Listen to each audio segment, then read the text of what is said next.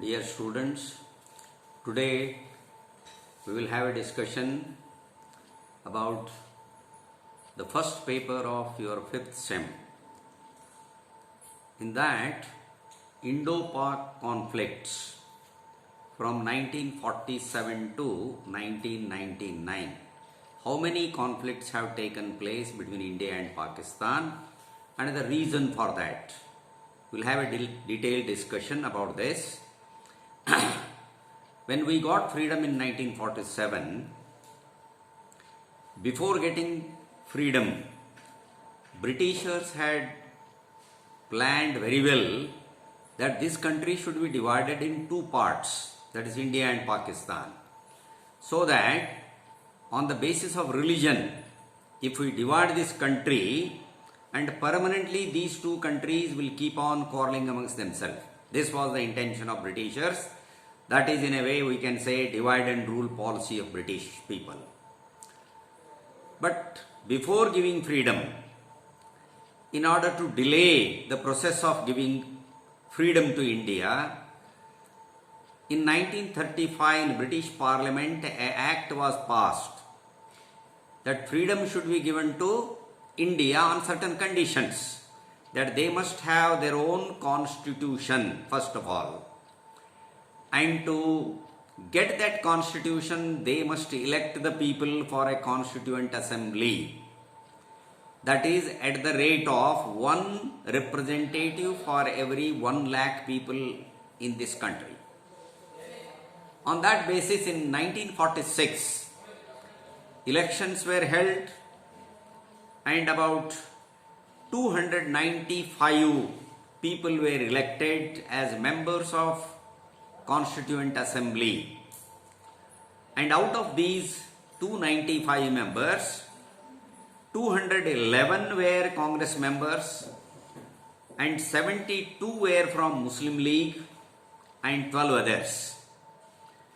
So this was well planned by some dividing forces that there should be a separate country for Muslims.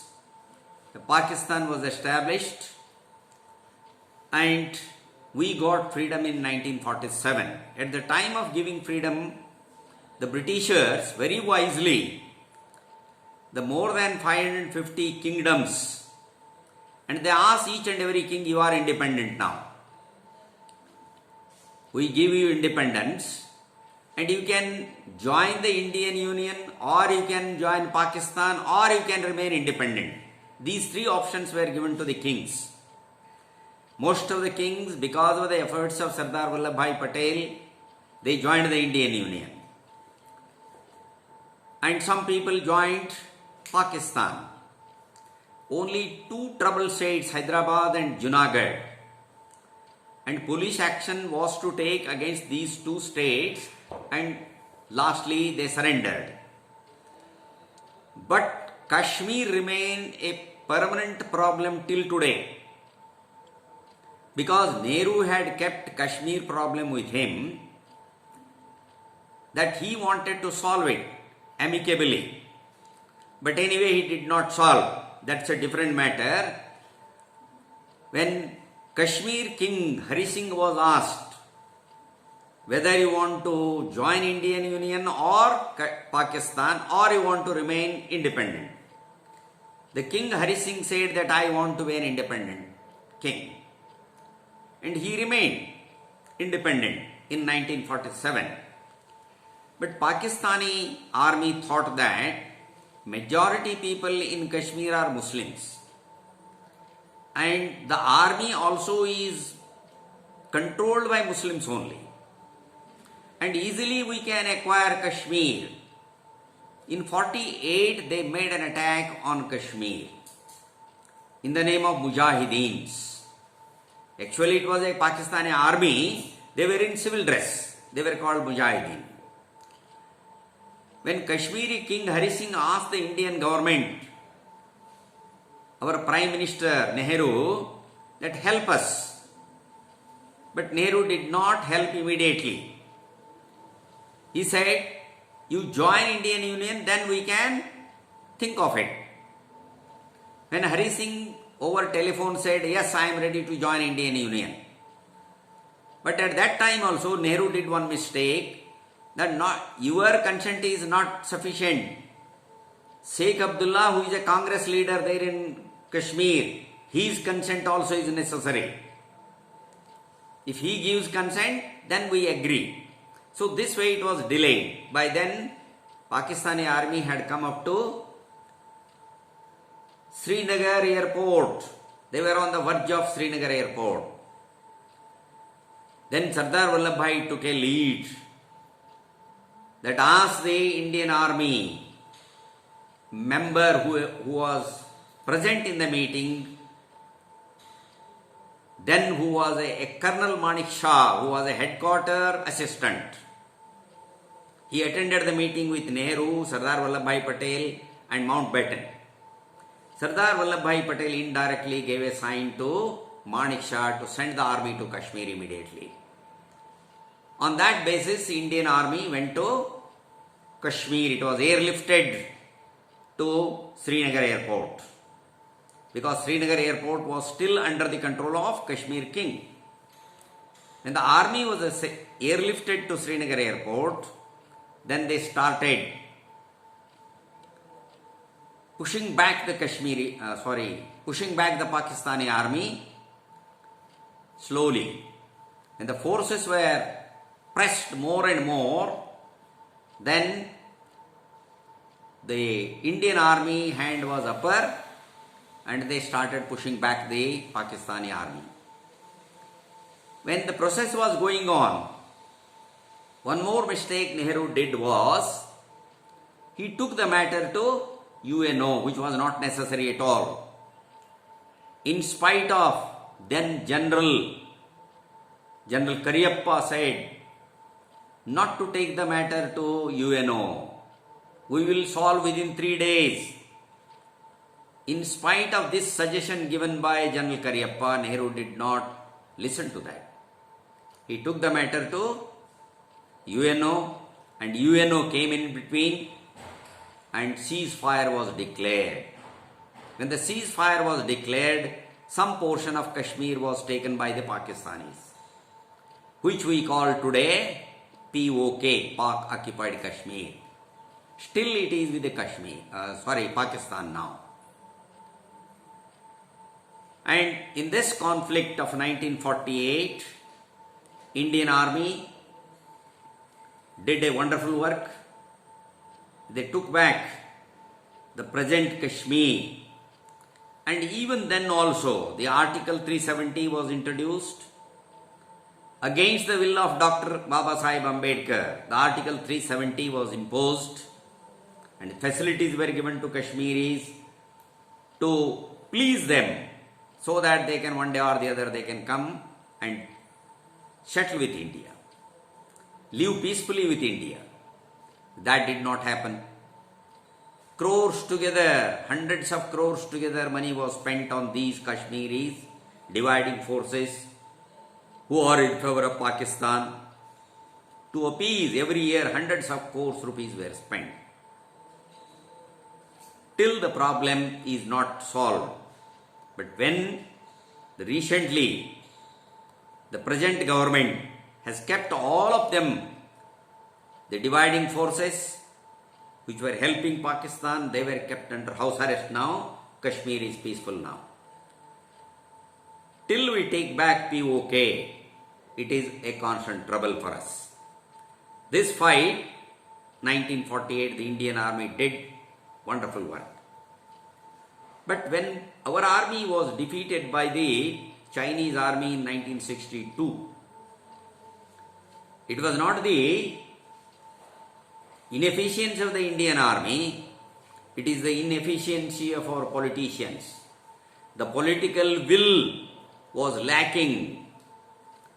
So our forces had to withdraw and our army has to withdraw against the Chinese army in 1962. And this was the reason for the Pakistani army, the military ruler Ayub Khan. He thought that Indian army has become weak, Chinese have easily defeated them, And in 1965 he planned an attack on India. The first reason is China has defeated Indian army and the morale of the Indian army is down. And second one, in 1964 Nehru died. Because of the Nehru's death, Lal Bahadur Shastri became a Prime Minister. Lal Bahadur Shastri's Prime Minister physically was not impressive. He thought that he is not an impressive Prime Minister. He can't do anything for us. A third one, there was a great famine in our country at that time. We were depending mostly on the American wheat. America was supplying wheat for us according to PL 480. And third one is, America supplied 100 Phaeton tanks to Pakistan. Phaeton tank was supposed to be the most strongest tank in the world in those days. And the supply of 1,000 Phaeton tanks to Pakistan was an added inspiration to Pakistan. The strongest 1,000 Phaeton tanks are with us, we can easily conquer over India. That was the confidence of Ayub Khan. Because of these reasons, once again they declared war against India. But what happened was, our army America supplied 1,000 Phaeton tanks to Pakistan, and our army from Israel has taken 2 Phaeton tanks for study the weakness of the Phaeton tank. Where this tank can be hit, where it can be destroyed. 1 year constantly they studied on Phaeton tank. And definitely Pakistan is going to attack with the Phaeton tanks. America supplied Phaeton tanks knowingly very well that these tanks will be used against India. Though it is a democratic country, against a biggest democracy, ours is the biggest democracy in the world. Against the biggest democracy, America helped a military rule in Pakistan. And as a result, 1965 they attacked. In Shakkargarh area, many of the tanks, about 650 Phaeton tanks supplied by America, were destroyed by the Indian army. And our army has gone near Lahore. When they were trying to enter in our Kashmir, our army made another assault on Pakistani area, that is the capital of Pakistan, Lahore. Our army was about to reach Lahore. They were near Lahore, just within 1 kilometer of Lahore. And that was a warning to Ayub Khan. Once again he requested America, ask India to stop the war. America threatened India, if you don't stop, we will stop the supply of wheat to you. We are suffering greatly by the famine. Mostly our country was depending on American wheat. But Shastri said, we don't act on the guidance of anybody, any other country. We are capable of defending our country. We will fast 1 day per week.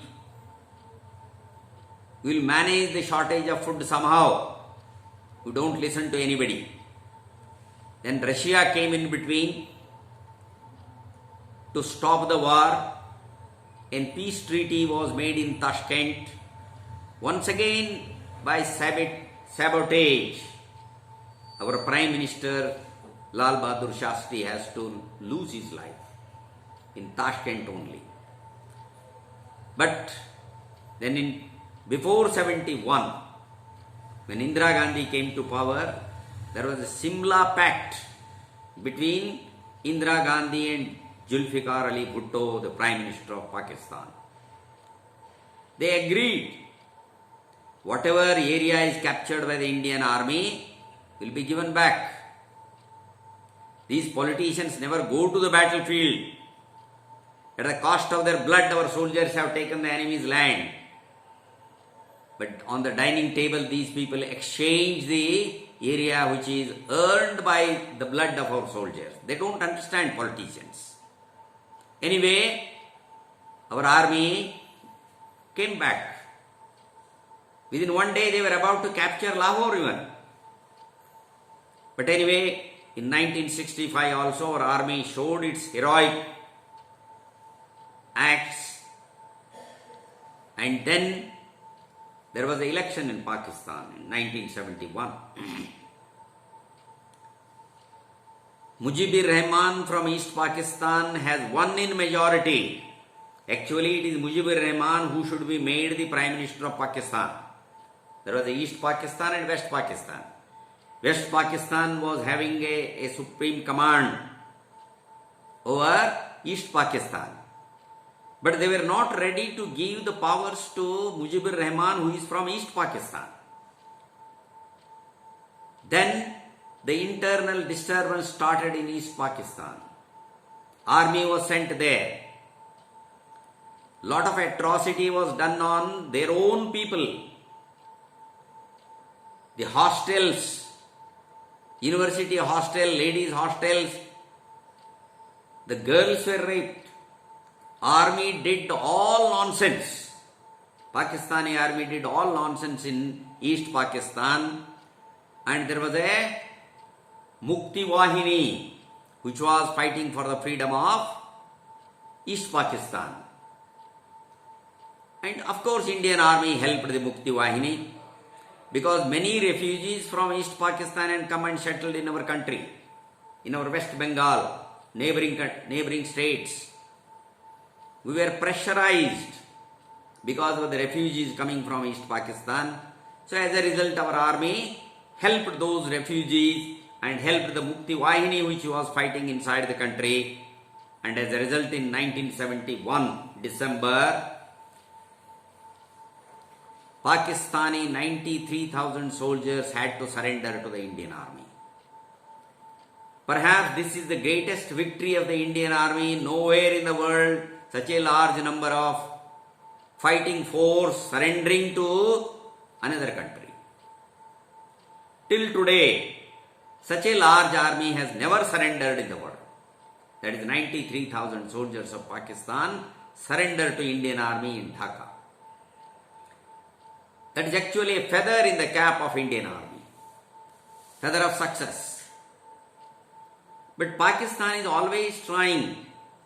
It thought that there are a large number of Muslim population. When the country was divided, people who proposed for the separate state for Muslim, many of them did not go to Pakistan. They remained here in India only. Those who proposed there should be a separate country for Muslims, most of them remained in India only. Most of them from Uttar Pradesh and Bihar. They remained in India only. They did not go. Perhaps they forecasted what will be their condition there in Pakistan. Today we see the condition of Mujibur, Mujahideen. The people, those who have gone from India, settled in Pakistan, they are treated as second citizen there in Pakistan itself. Anyway, Pakistan was trying its level best to send the terrorists inside Kashmir, inside India. In many places of India, they wanted to create disturbance in this country by sending the terrorists. It has become main business of Pakistan, Pakistani army and ISI. They are training the terrorists and sending them into India for creating disturbance here. And they captured Kargil Hill, which is in the borders of India and Pakistan, which is the highest fighting field in the world. The temperature there is minus more than 30 degrees. Somehow they sent their terrorists and they captured the Kargil Hill. And our army has to fight for months together, which was a very difficult task. no army, no army in the world can think of capturing such a difficult place like Kargil. Our Indian army soldiers sacrificed their lives and they captured the Kargil also. It's a very difficult task. The appreciation came to Indian army from all over the world for capturing Kargil. And Indian army is doing its best. Indian army has been regarded as one of the best armies in the world and most disciplined army in the world. That's why UN is sending Indian army for peacekeeping. Wherever there is a disturbance in the world, the Security Council thinks that the army should be sent there. The first preference is given to Indian army. And Indian army has gone more than 50 times to other countries and settled the problem and established peace there. So Indian army is one of the top armies, and nowadays you must be listening in the newspapers, through TV, that how the Indian army is working now with China, in the China border.